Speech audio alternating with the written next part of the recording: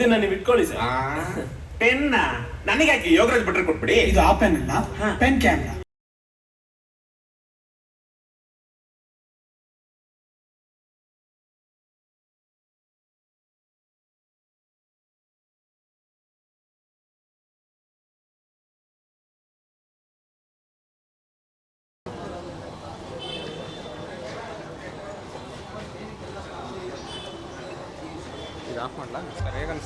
Super ಆಗಿದೆ ಅಣ್ಣ. ಚೆನ್ನಾಗಿದೆ ಸರ್. ಕೈಯಪ್ಪ ವಾಸ್ ಬೆಂಕಿ ಚೆನ್ನಾಗಿದೆ ಸರ್, ಚೆನ್ನಾಗಿದೆ. ಮೊದಲ ಥರ ನೋಡ್ದಂಗೆ ಅನ್ಸುತ್ತೆ ಸರ್. ಫಸ್ಟ್ ಟೈಮ್ ನೋಡ್ದಂಗೆ ಅನಿಸುತ್ತೆ ಸರ್. ಏನು ಚೇಂಜಸ್ ಆಯಿತು ಅವತ್ತಿಗೆ ಇವತ್ತಿಗೆ ನೋಡಲಿಕ್ಕೆ? ಮತ್ತೆ ಅದೇ ಥರ ಇರಬೇಕು ಅನಿಸ್ತು.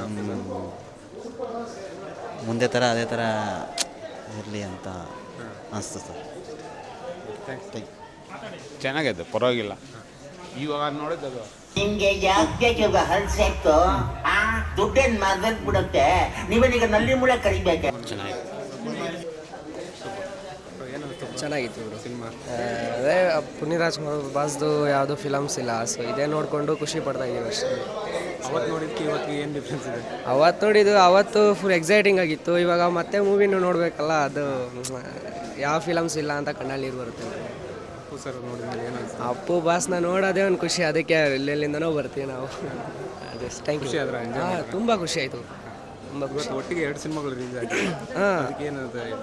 ಒಟ್ಟಿಗೆ 2 ಸಿನಿಮಾ ರಿಲೀಸ್ ಆಗಬಾರ್ದು ಬ್ರೋ. ಯಾಕಂದರೆ ಒಂದು ಸತಿ ಇಲ್ಲಿ ಬರೋಕ್ಕಾಗಲ್ಲ, ಅಲ್ಲಿ ಫ್ಯಾನ್ ಶೋ ಮಾಡೋಕ್ಕಾಗಲ್ಲ. ಸೊ ಒಂದನ್ನು ಒಂದು ಸತಿ ಬಿಟ್ಟರೆ ಸಾಕು, ಒಂದಾದಮೇಲೆ ಒಂದು ಬಿಟ್ಟರೆ ಸೊ ಖುಷಿ ಆಗುತ್ತೆ.